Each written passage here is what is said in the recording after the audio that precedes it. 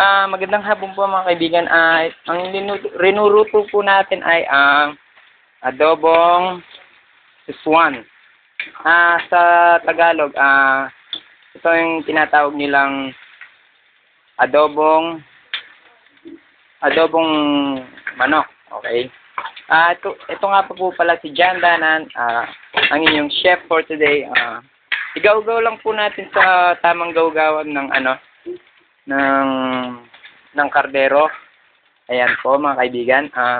Tapos ibitawan mo muna ang sandok dito. Tapos manos tayo ng gamat.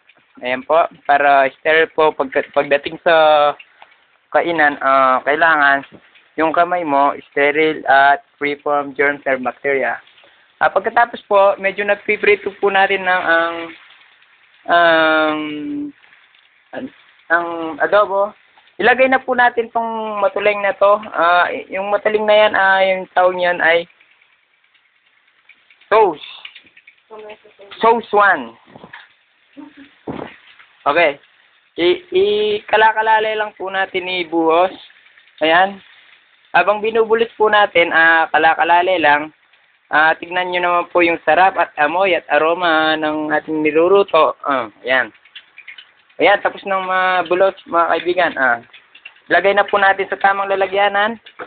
At yung mga pinagdato puti, ilagay po natin dito. Okay, trivia. Alam nyo ba, ang dato puti ay nakakakinis ng kutis at nakakakinis ng balat. Ayan po. At yung dato puti vinegar, ayan po ang para mag-glow yung skin. Para pumuti. Tingnan nyo naman po, para pumuti ang yung balat, ano pang gagamitin mo kundi datu puti at datu puti soy sauce. 100 ml lang po ang bibili nyo, wag yung 500 ml. Masasobrang po kayo dun. Ito naman kasirola, medyo ilaylay lang po natin dito. Medyo yung mga anong gamit, ilaylay na natin. Yan po. Hintay lang po natin maluto ang ating adobong sauce 1. Yan po, tinatawag nilang adobong sauce 1. Ano to?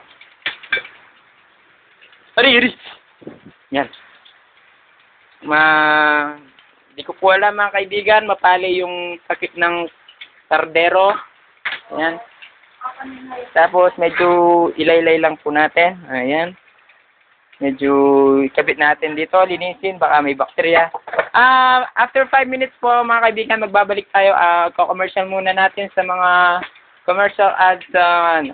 Ito po ang magandang umaga, kaibigan. Bayan. Maraming salamat po. This one.